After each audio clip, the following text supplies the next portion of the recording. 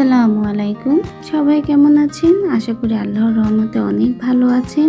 চলে আসলাম আবারও নতুন একটা রেসিপি নিয়ে। আজকে শেয়ার করব আপনাদের সাথে সজনে দিয়ে ডাল। অনেকে একে সজনেও বলে, সাজনাও বলেন।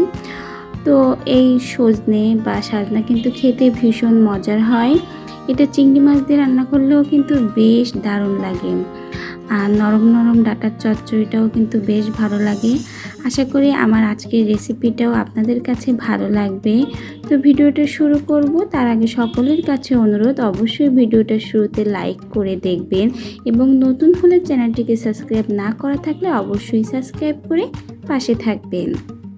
তো সজনে ডালটা এখানে আমি মসুর ডাল দিয়েই রান্না করব। এজন্য প্রথমে আমি মসুর ডালটা পানি দিয়ে ভিজিয়ে রাখবো, যাতে মসুর ডালটা নরম হয়ে ফুলে যায়।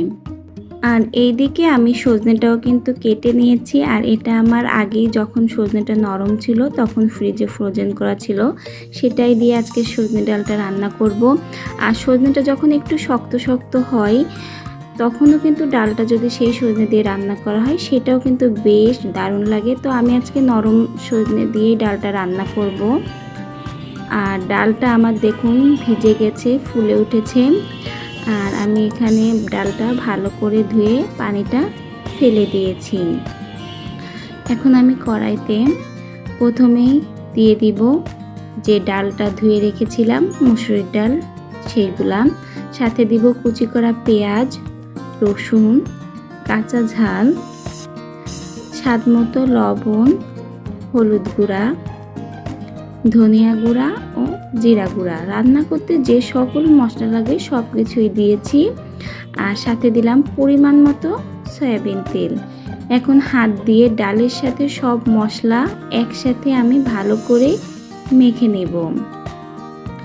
সকল মশলাগুলো খুব ভালো করে ডালের সাথে মেখে নিতে হবে। হাতে মেখে আজকের এই সজনে ডালটা রান্না করছি।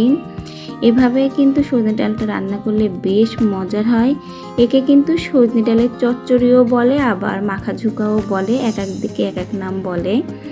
তো এখন আমি সজনেগুলো দিয়ে আবারও সব কিছু মেখে নিচ্ছি। সজনে ডাল কিন্তু নানাভাবে রান্না করা হয়, তো এভাবে রান্না করলেও কিন্তু খেতে বেশ দারুণ লাগে। ভালো লাগলে বাসায় একদিন করে দেখতে পারেন। সব কিছু সেদ্ধ হওয়ার জন্য এখানে আমি পরিমাণ মতো পানি দিয়েছি, ঝোলের পানি, যাতে সজনে এবং ডালটা সেদ্ধ হয়ে যায়। আর এখন আমি ঢাকনা দিয়ে কিছুটা সময় রান্না করে দেব। আর যেহেতু এই সজনেটা নরম সজনে আর ডালটাও কিন্তু নরম, অল্প আঁচে হয়ে যায়, তো খুব একটা বেশি সময় লাগবে না রান্না করতে। আর এখন আমি ঢাকনাটা উঠিয়ে একটু চেক করে নিচ্ছি।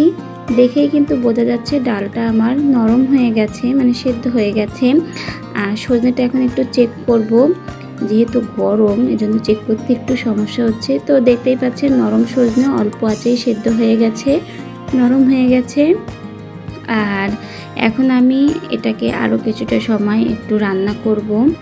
এখানে কিন্তু আমি এই সজনে ডাল চচ্চড়ি বা হাতে মাখা সজনে ডাল যাই বলেন না কেন, এটা কিন্তু আমি খুব বেশি একটা ঝোল রাখবো না, একটু মাখো মাখো করব। আর আমি এখানে টকের জন্য একটা জলপাই দিয়েছি, একটু টকটক হলে খেতে বেশ ভালোই হয় এই সজনে ডালটা, সেজন্য একটা গোটা আস্ত জলপাই দিয়েছি। যখন দরকার হবে এটা এখান থেকে ভেঙে নিব। আর আরও কিছুটা সময় আমি একটু রান্না করব যাতে এটা ঝোলটা ঘন হয়ে আসে। আর সজনেটা আপনারা যেভাবেই রান্না করে খান না কেন কিন্তু ভীষণ মজার হয়। অনেকে কিন্তু এটা ভীষণ পছন্দ করে, আমিও এটা অনেক পছন্দ করি। আর এই সজনে ডালটা আপনারা কিন্তু সকালের রুটি, পরোটা বা সাদা ভাত দিয়ে খেতে পারেন। এভাবে সজনে দিয়ে ডাল কারা কারা বাসায় রান্না করেন আর কারা কারা পছন্দ করেন এটা কিন্তু অবশ্যই আমাকে কমেন্টে জানাতে পারেন। তো দেখুন রান্নাটা আমার হয়ে গেছে, আমি নামিয়ে নিয়েছি। আর ঘনত্বটা তো আপনারা দেখতেই পাচ্ছেন, আমি একটু ঘন করেই রান্নাটা করেছি এই সজনে ডাল বা সজনে ডাল চচ্চড়ি। তো তো কেমন লাগলো আপনাদের কাছে আমার আজকের এই সজনে ডালের রেসিপি অবশ্যই কিন্তু কমেন্টে জানাবেন।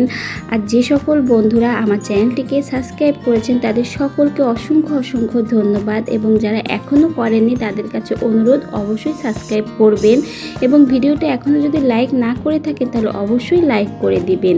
ফেসবুক পেজ থেকে দেখলে অবশ্যই আমার ফেসবুক পেজটাকেও ফলো করে নেবেন। এতটা সময় নিয়ে আমার যে সকল বন্ধুরা আমার ভিডিওটার সঙ্গে ছিলেন, রেসিপিটা দেখেছেন, তাদের সকলকে অসংখ্য অসংখ্য ধন্যবাদ। আর আজকের ভিডিওটা আমি এখানেই শেষ করছি। আবারও আপনাদের সাথে দেখা হবে নতুন কোনো ভিডিও নিয়ে। সবাই সুস্থ থাকবেন, ভালো থাকবেন। আল্লাহ হাফেজ।